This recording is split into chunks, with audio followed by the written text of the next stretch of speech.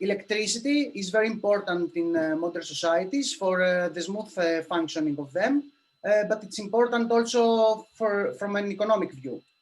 It cannot be stored, so predicting consumption is a key feature because electricity is treated as a commodity nowadays. It's useful because it can minimize energy waste and can lead to optimization of smart grids, which they are developed for the flexibility of the energy consumption and distribution. Load forecasting is useful for production management because it helps the stability of the power supply. It's very important for Greece because to countries like Greece, where a financial crisis exists. Reliable forecasts consists of short-term, medium-term, and long-term forecasts. The short-term ones are useful for energy markets. The medium and the long-term ones are useful for system operators and energy production companies that they can use for their own needs, these forecasts. Okay. Neural networks are machine learning methods that they can be used in time series forecasting. They are more accurate than classical statistical methods because they have the ability to learn the properties of historical data and nonlinear dynamics of variables. In our research, we used the long short-term memory neural network, which is a recurrent neural network that uses the input data temporal information through the recurrent connection of its neurons. It has a memory cell to store information, and the flow information goes through input, output, and forget gate. We can see here an architecture of a simple feed-forward neural network with one hidden layer. Okay, here Abtel and Nasser at 2017 proposed 5 LSTM neural networks, and from the results they compared the more accurate method for photovoltaic power forecasting. Lago et al. 2018 applied deep learning models and classical statistical models for electricity forecasting in 1 day ahead horizon, and the more accurate compared to the traditional statistical methods for load forecasting. And that shows that deep learning models are more accurate than classical statistical models. Bouktif et al. 2018 proposed an LSTM neural network model for forecasting electricity load in France that shows high accuracy. Our proposed method is an LSTM neural network combined with a deep learning architecture, a calculation of the Pearson coefficient for the correlation between variables of our data, especially load and weather data, calculation of the maximum Lyapunov exponent for the safe horizon, and predicting instantaneous and abrupt areas. The combination of these produce a load forecasting for 10 or 20 days ahead. We can see an architecture of recurrent LSTM neural network here. The objectives of our research is, can we produce high accuracy predictions? LSTM and deep learning combination is a tool that increases accuracy in prediction problems. By calculating maximum Lyapunov exponent, are we capable to predict a safe horizon? Can weather data help this progress? First of all, we collected data of 3.5-year hourly electricity load data. The weather data consists of average temperature, rain thickness, maximum wind speed, and wind distance. And the load data collected from independent electricity transmission operator Admie in Greece, and the weather data from Acharnes Meteorological Station in Athens. Below you can see a figure of time series that are included in our data.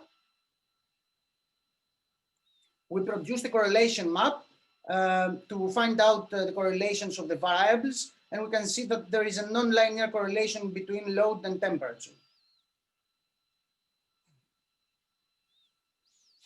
We calculate the maximum Lyapunov exponent because we want to find out the safe horizon for our forecasts. Lyapunov exponents generally are a measure of chaotic and non-chaotic system behavior. We calculate the maximum Lyapunov exponent rather than the full spectrum because it's more easy. If the maximum Lyapunov exponent is positive, then we have chaos. We have to reconstruct the phase space by using the time delay technique, where we pick the first minimum of neutral information function. That is the maximum information that can be included. Also, the embedding dimension is the minimum dimension for chaotic tractor integration. We can see the remanufactured vector, and also from the prediction error, from the slope of the prediction error, we can calculate the maximum Lyapunov exponent. In our research, we calculated the maximum Lyapunov exponent equal to 10, which means 10 days ahead as a safe horizon. Deep learning is a class of machine learning algorithms using multiple layers for extractions of high-level features from raw input. Deep neural networks are neural networks with multiple layers between input and output, such as the LSTM deep neural network we used in our research. To cope with the problem of overfit, we used the dropout function in every layer. And finally, we have an architecture of 4 layers, 100 epochs, and batch size equal to 100. The first layer consists of 200 neurons. The second layer consists of 150 neurons. The third layer consists of 100 neurons, and the fourth layer consists of 50 neurons. Here we can see our predictions. We see the predictions for the safe horizon, which is 10 days ahead, and we try to predict 20 days ahead just to check the accuracy of our models. We constructed 3 models, one feed-forward neural network, a single layer, an LSTM single layer neural network, but a multivariate one that includes low data and weather data, and an LSTM multi-layer neural network that is a univariate model and has only the low data. We can see from the results that the LSTM multi-layer univariate model is the more accurate compared to the other models. If we go to the 20 days ahead for predictions, we see that our models can predict well, but they lack of accuracy. Here is the second steady change value areas predictions, again for 10 days ahead and 20 days ahead. And we see the same thing, that LSTM multi-layer univariate model is the more accurate compared to the other models. But if we go to 20 days ahead, it lacks of accuracy. Now, about the first abrupt change value areas, we see that LSTM multi-layer neural network can catch the abrupt change of the load. Also, the LSTM single layer can catch well the abrupt change. But if we go to the 20 days ahead, again, we lack of accuracy. The same thing happens for the second abrupt change value areas. Here is the valuation indexes for steady areas. We see that LSTM multi-layer model outperforms the other 2 models for the first steady change value area and also for the second steady change value area.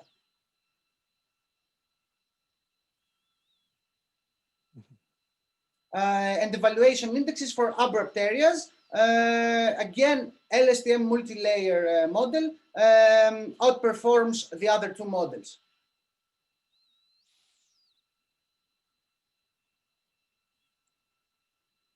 Finally, LSTM neural network is a tool for accurate predictions.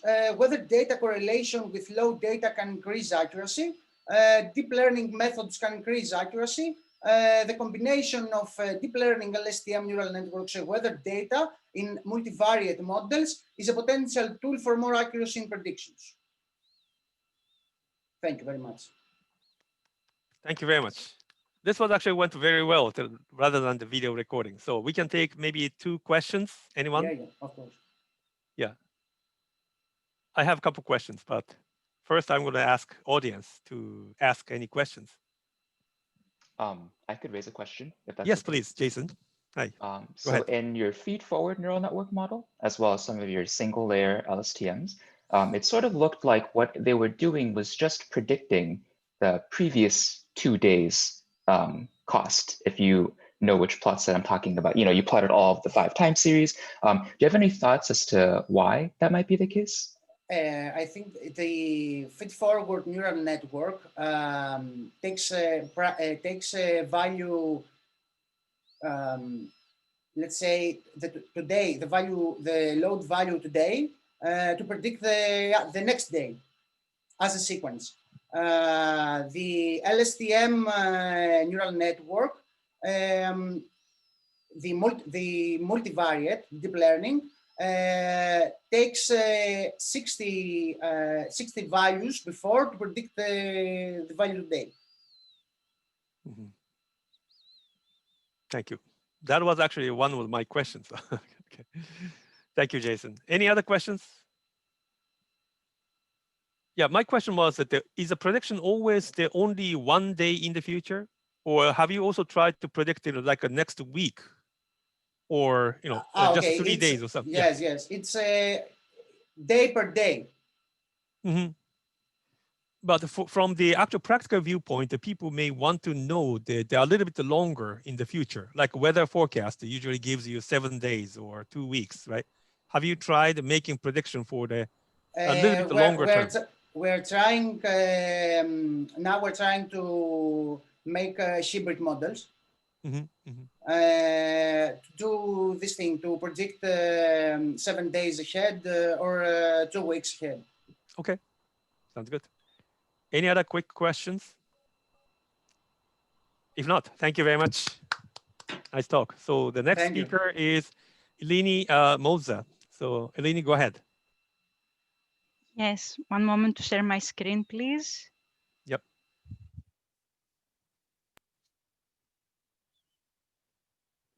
All right. Greetings to all. I feel very honored to be part of this conference. My name is Eleni Mouza, and today I will present to you a study that I have done, of course, under the guidelines and the supervision of Mr. Kugiumtzis, and it's about a new stopping criterion that we're proposing regarding the training of restricted Boltzmann machines. But first of all, let's discuss a little bit about what exactly are restricted Boltzmann machines. The restricted Boltzmann machines are neural networks that make decisions stochastically. They are also considered as undirected bipartite graphs, and as you can see in the image, they consist of 2 layers of neuron, a visible layer and a hidden layer. As the name implies, they are a special case of the general Boltzmann machines, but there is a restriction that simplifies their topology, and the restriction says that a neuron of a layer must be fully connected with all the neurons of the other layer, but there are no intra-layer connections. The RBMs are also called energy-based models because there is an energy function that plays the role of the Hamiltonian of the system. But their greatest advantage is that they are capable of learning a probability distribution only based on sampled data without any pre-existing labels or human supervision. And this is why they have found many applications in many different fields recently. For example, they can be used in order to generate samples from a missing data set, or they can also be used as building blocks of deeper architectures, such as deep belief networks. But the most popular use of RBMs is their use as feature extractors. So how can we use an RBM as a feature extractor? Let's suppose that we want to extract some features from these images that are images of handwritten digits in order to reduce the dimensions of a problem. So we input these images as an input layer to the network, and the hidden layer of the network tries to find some latent dependencies and secret patterns inside the initial data through these connection weights. And these learned features of the hidden layer is something like this, something like the images that are shown here. And as you can see, we cannot detect a specific digit inside these images, but all these images combined together contain all of the information required in order to reconstruct the initial data.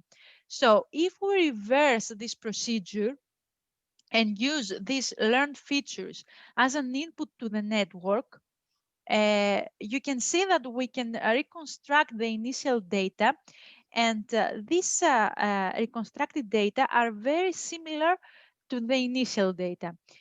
So in order to achieve the best reconstruction of the data possible, the most important thing is to select the optimal model parameters. And the model parameters, as I said before, are the connection weights and the biases of each layer, a bias for the hidden layer and a bias for the visible layer. So how we can select these optimal model parameters? At the beginning of the training, we select these parameters randomly. But after an epoch of training, we are going to adjust these parameters using an update rule like this one. And as you can see, this update rule is based on the gradient of the log likelihood. And the log likelihood is a function, as you can see in this formula, that contains two other functions, the energy function and the partition functions, that contain in general summations over all the possible states of the system. So practically the log likelihood function and of course the log likelihood gradient is impossible to compute. So for this reason, we update the parameters at the end of every training epoch using an estimation of the log likelihood gradient that is computing with the contrastive divergence algorithm, as you can see in this formula. So this procedure is repeated until our stopping criterion is met. And based on our research, the most commonly used stopping criteria for training RBMs is first of all to set a maximum iteration limitation. And we can also use an approximation of the log likelihood function that is computed using a technique that is called an yield importance sampling technique.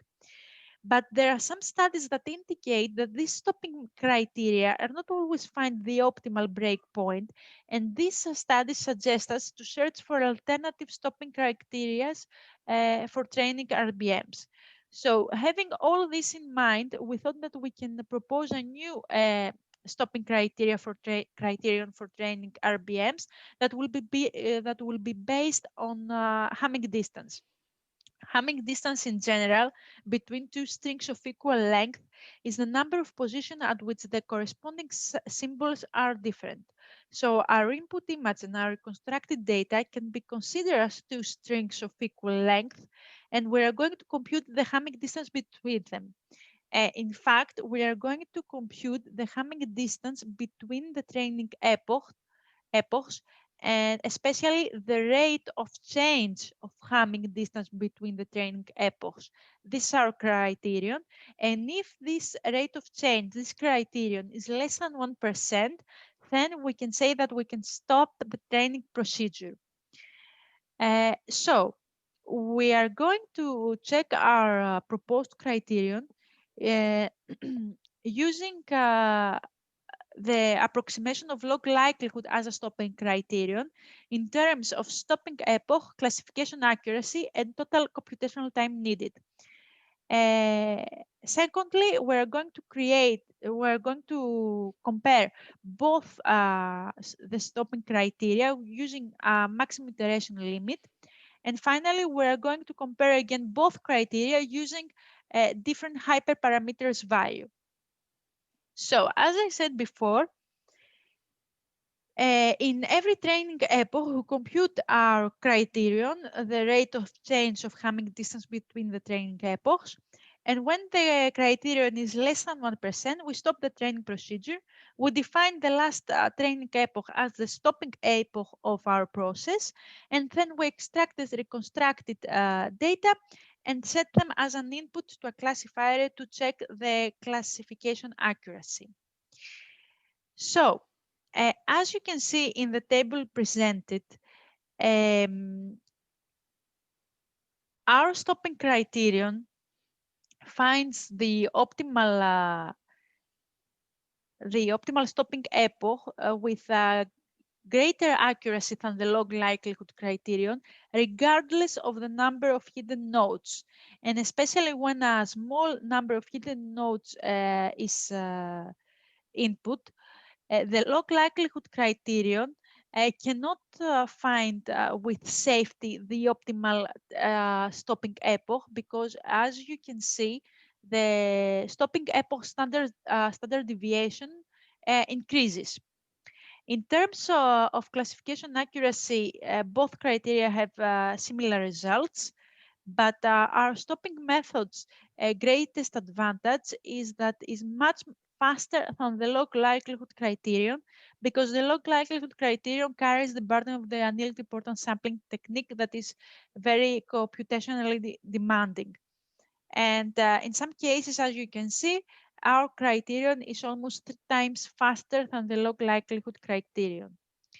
Afterwards, we are going to create this classification accuracy diagrams. They are diagrams of classification accuracy over training epochs. In fact, we left our RBM to train for 100 of training epochs, and at the end of every training epoch, we recorded the classification accuracy obtained in order to see if there will be an increase in the classification accuracy beyond the point that our criterion selects to stop our optimal breakpoint. And as you can see in these diagrams, the pink bullet is our the optimal breakpoint that our stopping criteria selected, and the green bullet is the optimal breakpoint of the log likelihood as a stopping criterion.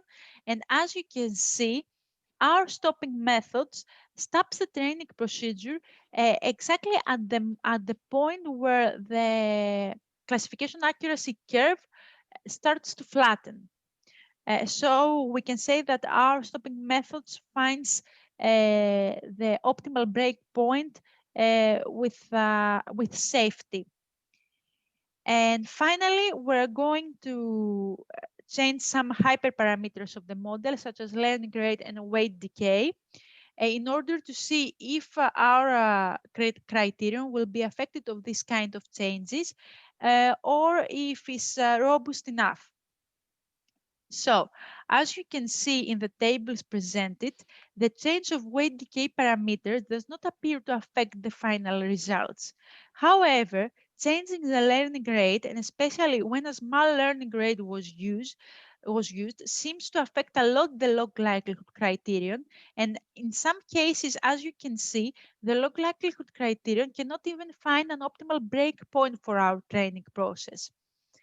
So, to sum up, we validate our stopping criterion using many different benchmark data sets, and in most cases, the results were the same.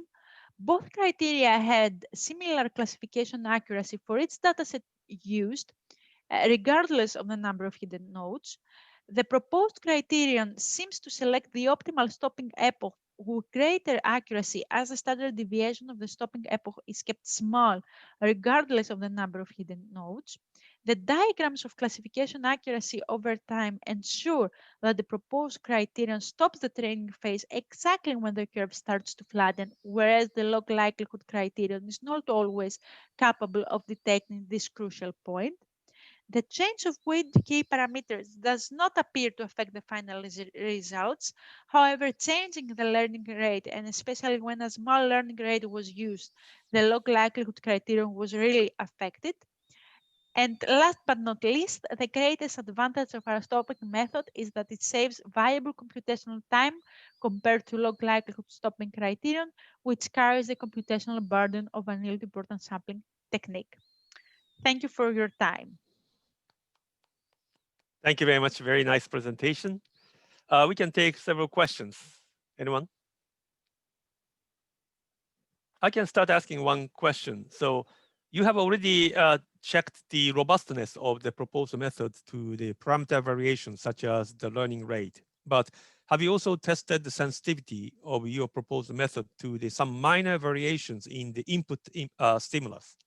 Like when you perturb the image a little bit, can you still perform well? Yes, we did some tests about the sensitivity, but of course, this is a work in an early stage, and we have a lot there are a lot to be done also. And of course, I had to select some results to show you today because I couldn't include all my results in 12 minutes. So that's pretty much all. Yeah, I just came up with this question because it looks like you proposed the method is more like a pixel to pixel or node to node comparison. So it might be a little bit sensitive to the specific details of the inputs. Just a comment. Yes, thank you. Yeah, any other questions? We still have time, 1 more minute. Anyone? I wanted to ask a question about the how the compute time scales with the size of the Boltzmann machine that you're using relative to the log likelihood estimate. So one of the main benefits you said of this Hamming distance method is the reduction in compute time, but do you still see that benefit when you like dramatically increase the size of the Boltzmann machine? Yes, of course. If we increase the size of the Boltzmann machine, the total computational time needed will increase too. But the total computational time that the log likelihood criterion needs, it's a lot. It's more. So I see. in this sense, we think that our criterion has an overhead. Cool. Thank you. Thank you. Any short questions? Okay, if not, thank you very much. It was a nice talk. Okay, next presenter is Joël Foramitti, Agentpy. Thank you. Now the floor is yours. Go ahead. Pre-recorded presentation. I'm going to share it now.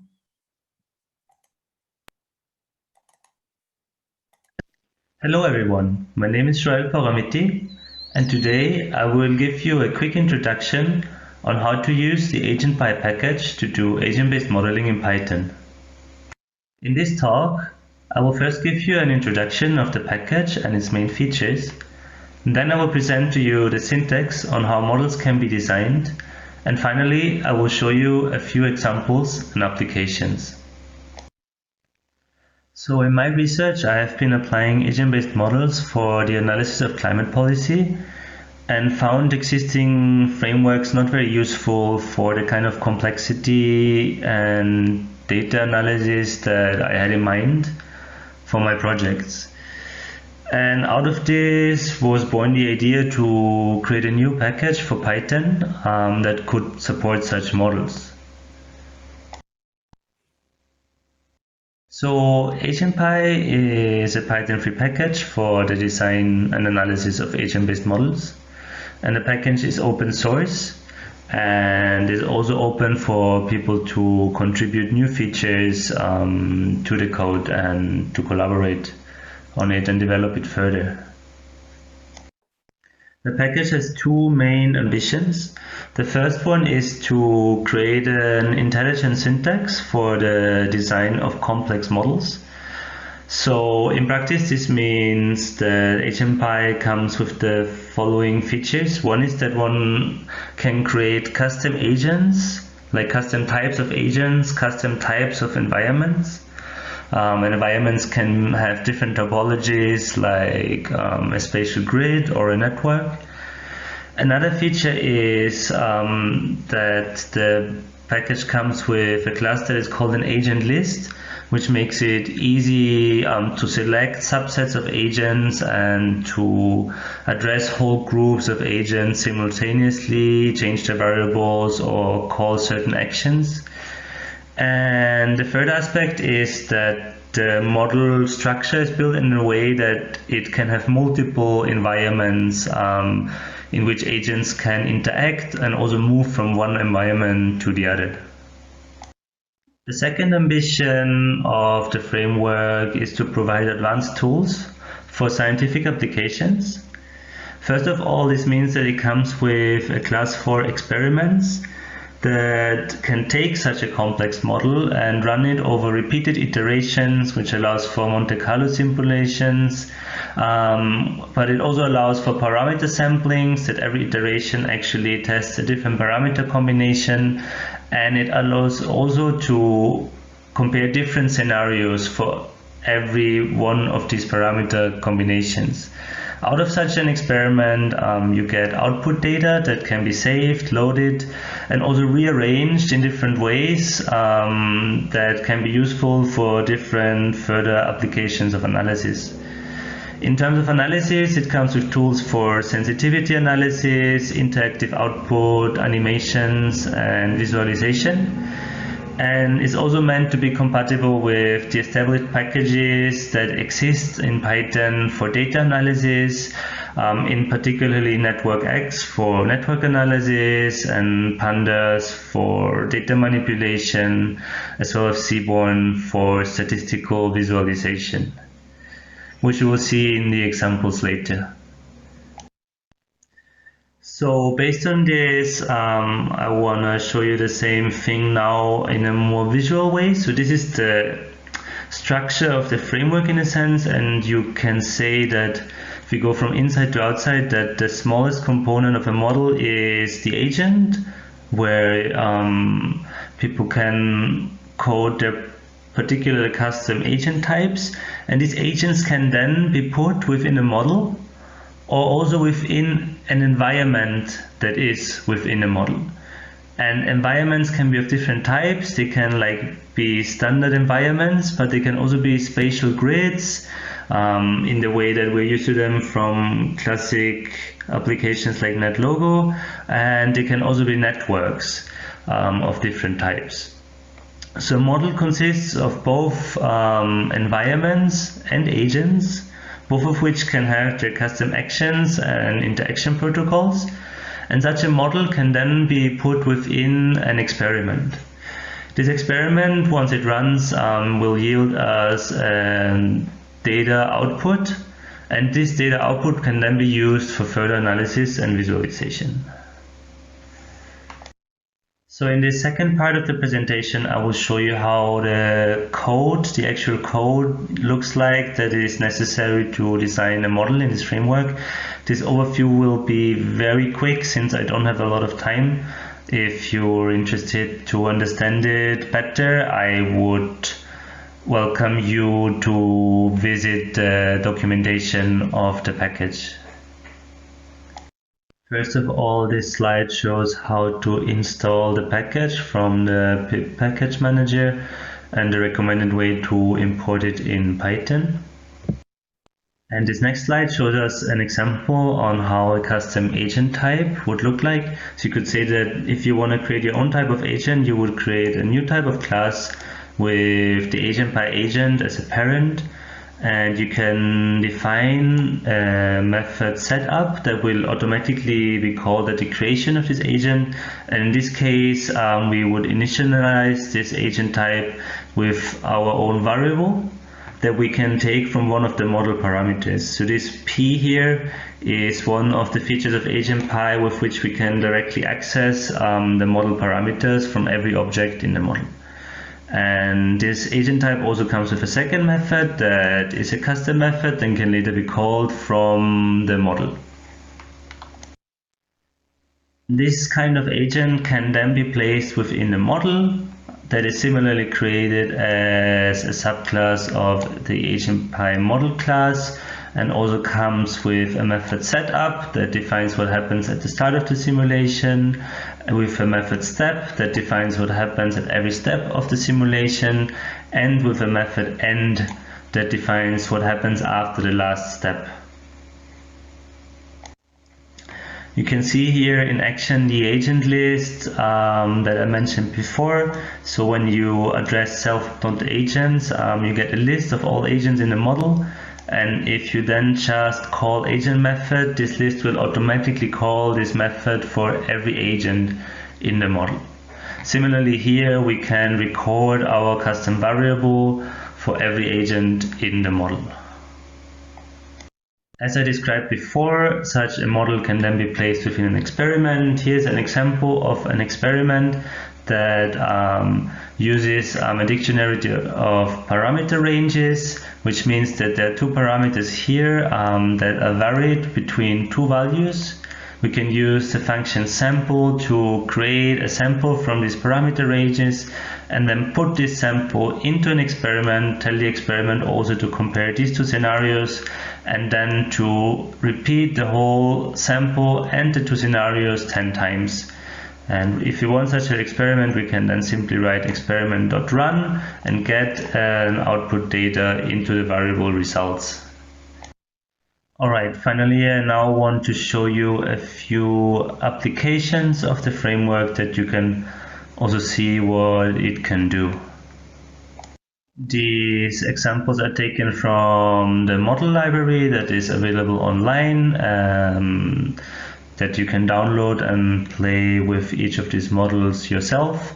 Currently, there are 4 examples in this library: one for wealth transfer, one for the spread of a virus, one for a network of randomly connecting buttons, and one that can simulate a simple forest fire.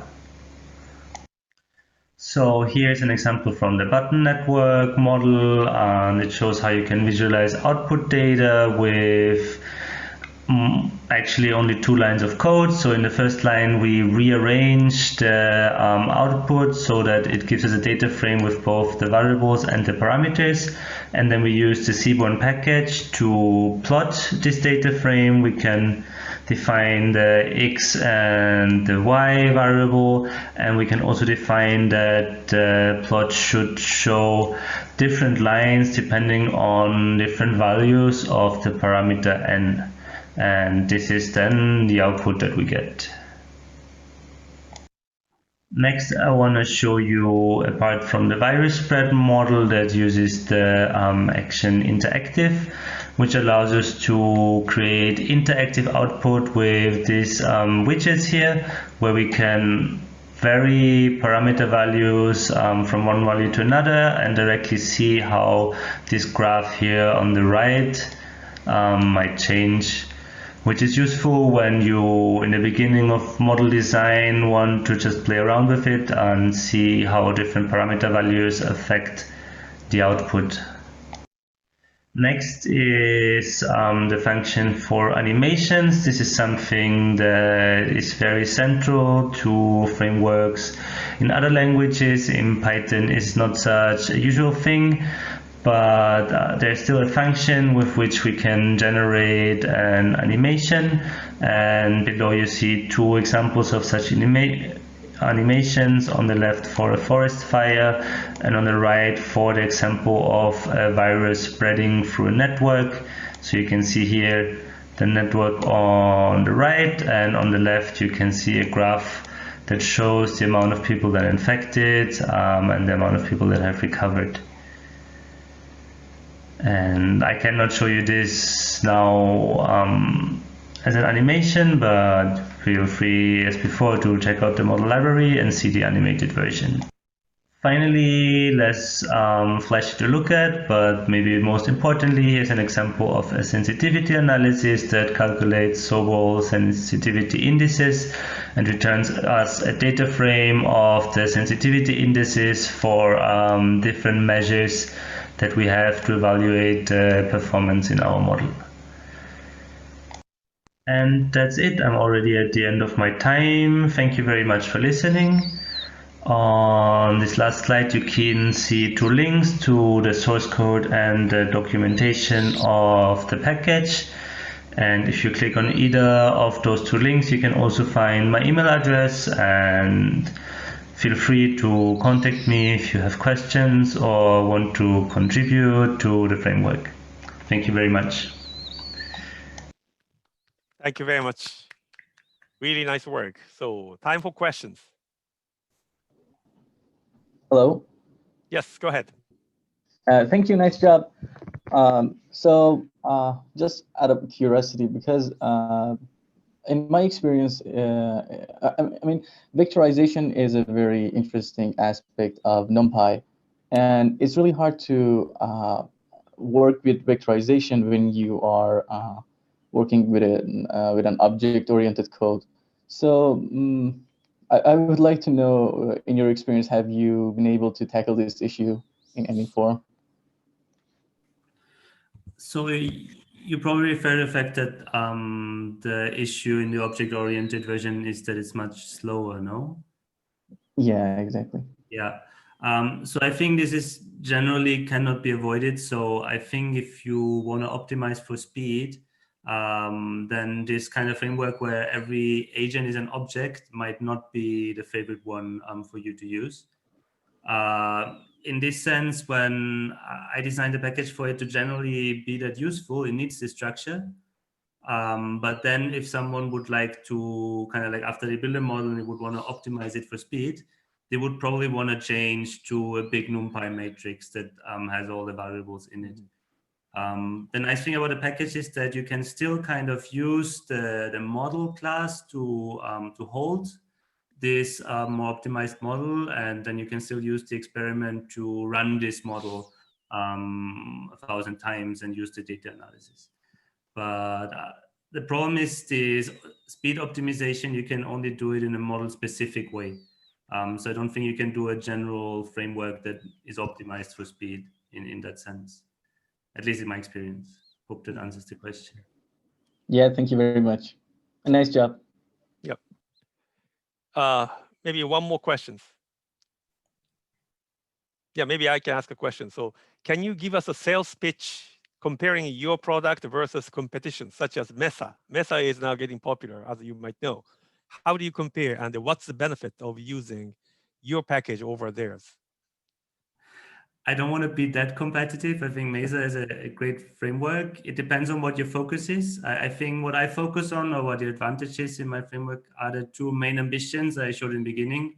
One is the focus on this multi-environment structure, in particular that environments can also be networks, and that network X is integrated into the package.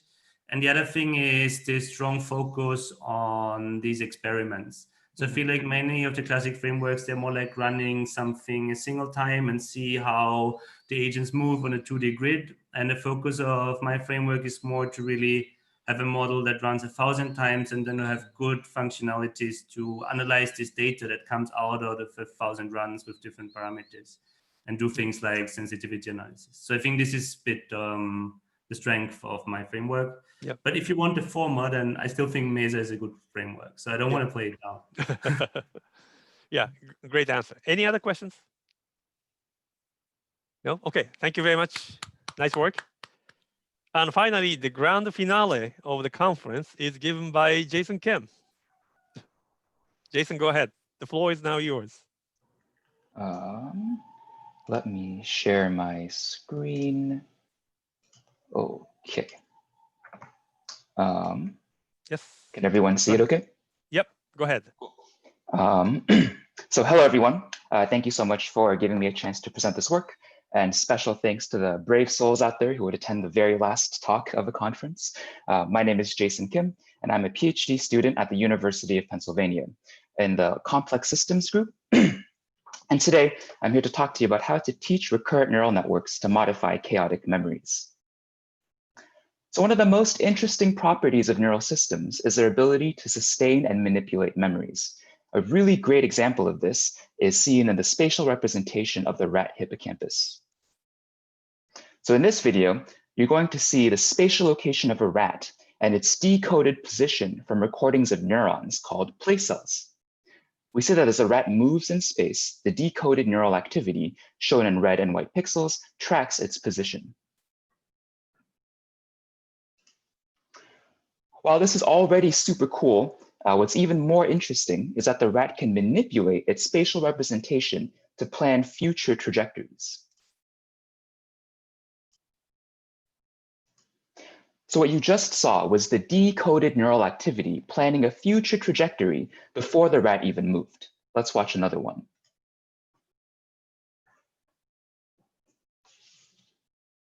And finally, the rat's actual motion follows the planned trajectory that we had previously seen.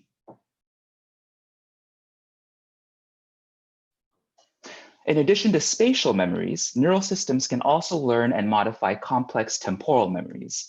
Another great example of this is the songbird. Baby songbirds learn to sing by imitating the songs of adults.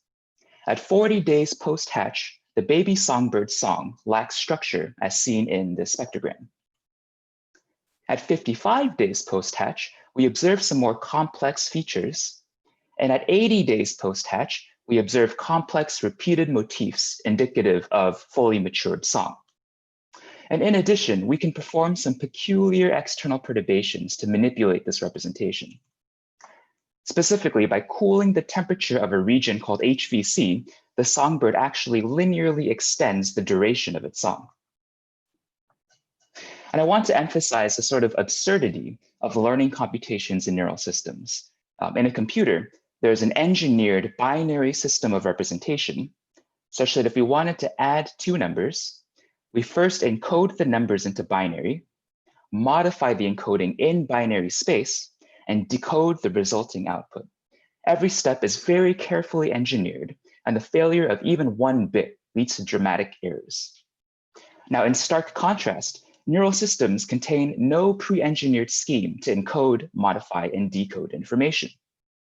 And so the question that I want to address today is, how can neural systems learn to represent and modify information simply by observing examples? And to answer this question, we have to first model the memory that we want to learn. And like many real memories, we want our model to change with time, contain some structure, and be reasonably complex. And a great candidate for that kind of memory is a chaotic attractor, and specifically the Lorenz attractor. In the Lorenz attractor, the evolution is globally confined to a butterfly shape, but the local trajectory over time is unpredictable and very sensitive to initial conditions. Now, to store these memories, we next have to model our neural network. And to do that, we use a simple nonlinear dynamical system that is often referred to as a reservoir. This reservoir evolves according to a simple ordinary differential equation, not very fancy, and schematically represented below. Here, R is the state of the reservoir, X is the three-dimensional Lorenz input, C is an external control parameter that we'll use later, and D is a random bias term. So in essence, all we do is we sum the contributions of R, X, C, and D, and pass them through a nonlinear sigmoidal function G, which we take to be the hyperbolic tangent. Finally, we train outputs using a matrix W. Now, to store chaotic memories in these reservoirs, we actually only need one simple trick. And previous work has demonstrated that this simple, somewhat magical means by which reservoirs can store memories is very doable. So first, what we do is we use the attractor time series, shown in blue, to drive the reservoir and generate the reservoir time series, shown in gold. Then, we simply train linear combinations through our matrix W of the gold reservoir time series to produce an output that just mimics the input. And finally, to store the memory, we perform a simple feedback and use the outputs WR of t in place of the inputs X of t to yield an autonomous system. And somehow, when we plot the trajectory of both the true Lorenz system against the output of the feedback reservoir, we find that both systems evolve about a Lorenz attractor. And importantly, we didn't have to engineer an encoding or decoding or modification or anything. All we had to do was imitate the observed examples. And it turns out that we can actually modify these memories by using the exact same idea. So first, we consider our normal training scheme, but this time we include an extra control parameter C that we keep constant. Next, we provide modified versions of the input and vary the C parameter to 0, 1, 2, and 3 at each modification. In this scenario, our inputs are the Lorenz attractor at C equals 0 and translated versions of the tractor in the X1 direction for each unique value of C. Finally, we train output weights to reconstruct the translated inputs and perform feedback. Notice that we did not perform feedback on the C parameter, allowing us to change C as a free variable. And when we change C from values of -40 to 40 that are far outside of the training regime, we see that the reservoir has learned to interpolate and extrapolate a translation operation on its representation of the attractor manifold. And remember that the only thing that we did in this entire process was just to learn to imitate these 4 Lorenz examples. And this translation can be successfully learned in any direction, including the X1, X2, and X3 directions. Now, translating an attractor only requires a minor change to the dynamics via a change of variables. A much more complicated modification is a transformation of the actual geometry of the attractor manifold itself. So can this simple training scheme allow reservoirs to learn this more complex computation?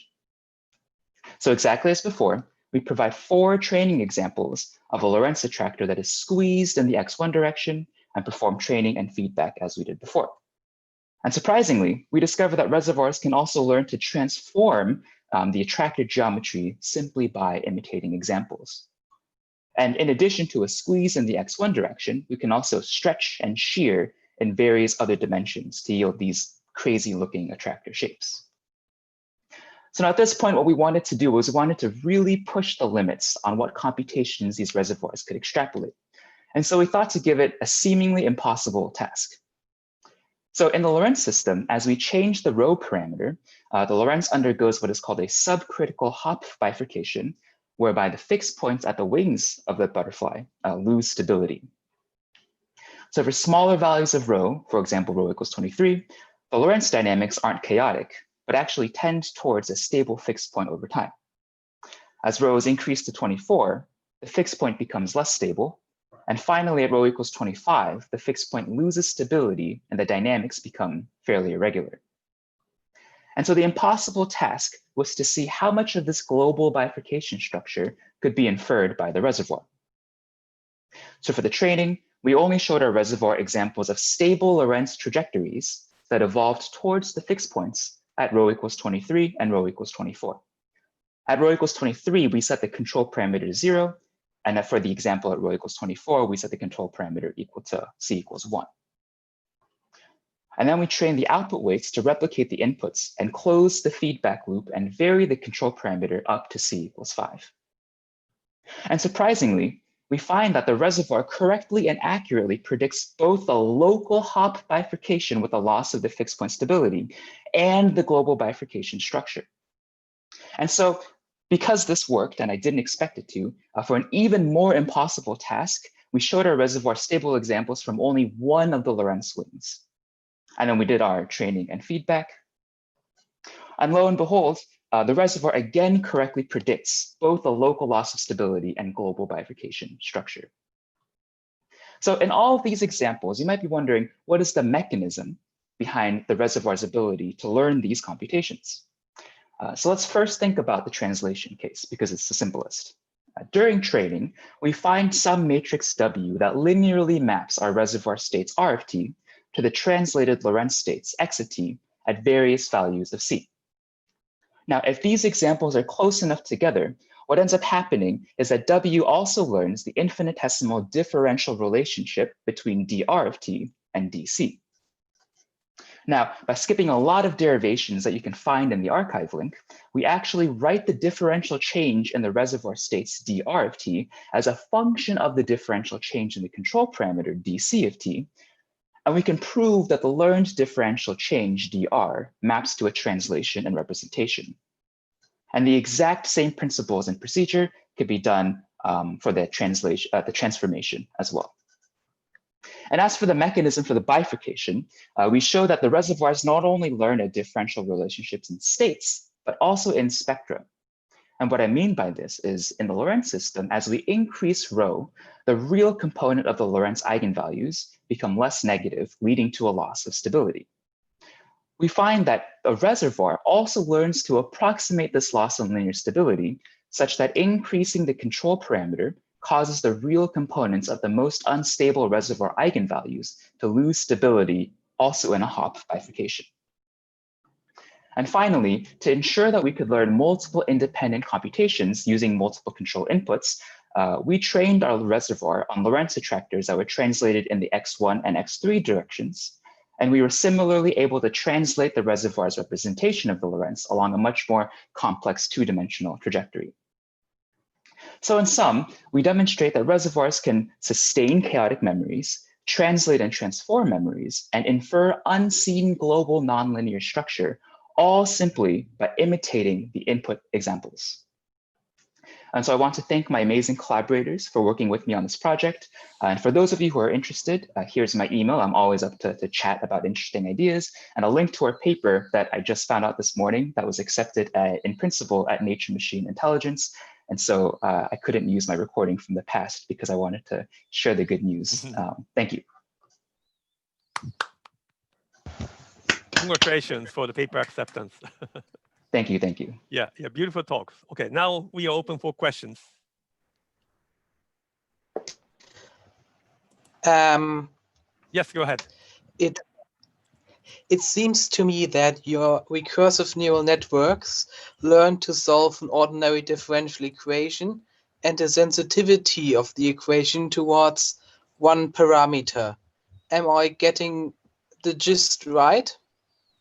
That is what would have to be happening, right? Because there's no other way to sort of reproduce the global bifurcation structure from local examples unless the reservoir was learning to solve the underlying differential equation itself. So yes, you are correct. Insofar, when you're talking about learning the sensitivities towards parameters, it's always a question of how much global information about the development this parameter has on the evolution of the system. Have you taken a look at situations where the linearization along parameters, or like the quadratization of the sensitivities of a parameter of the solution of a differential equation, how far it extends, and like whether it also you get the gist. Yes. And so in this silly bifurcation prediction case, you'll notice exactly as you said that rho is actually simply linear in one of the variables x1. And so actually learning this bifurcation is not that difficult. What's substantially more difficult is learning to actually transform the attractor geometry, because if you want to stretch it in the x1 direction, you have to do a change of variables where you stretch the x1 variable or the x2, x3 variable by some 1 over constant or by some constant, say. And when you write down the differential equation for the the linearly transformed Lorenz attractor, you get like 1 over constant scaling terms that you have to learn in the Lorenz dynamics. And so it turns out that actually when you do a bit of peeking under the hood of the reservoir computer, what it's doing is it's actually approximating 1 over constant, or 1 over 1 plus constant, for example. The Taylor series expansion of that is what the reservoir is learning when it's learning to change the attractor geometry, if all of that made sense. That makes very much sense. I'm from a differential equation background, so have you looked into using neural differential equations as reservoir, because then you don't have to learn the ODE solver because the ODE solver is already given? You said neural differential equations. So yeah, the idea is that you don't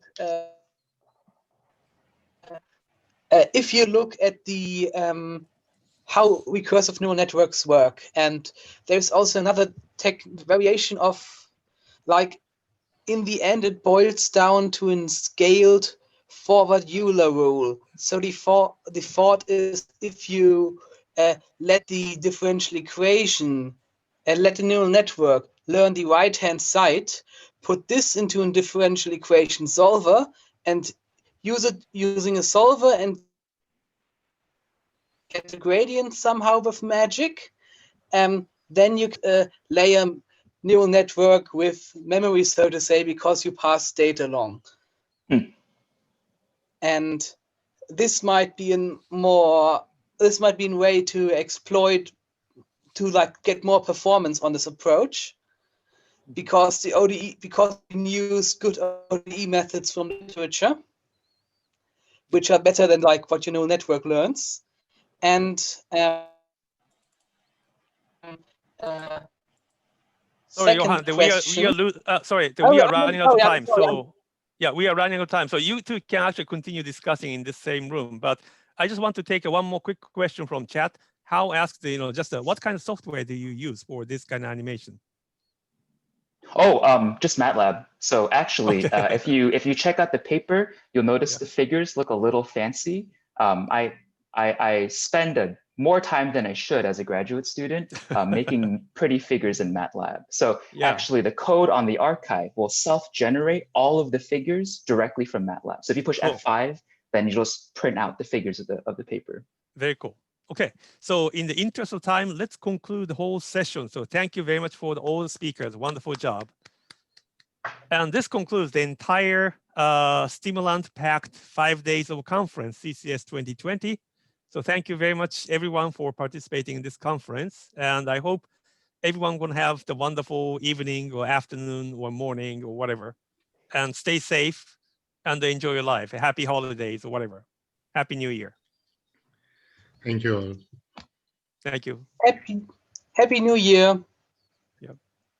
Johan, I definitely am curious about what you were talking about. So please, if you have time to stick around, I'd love to chat.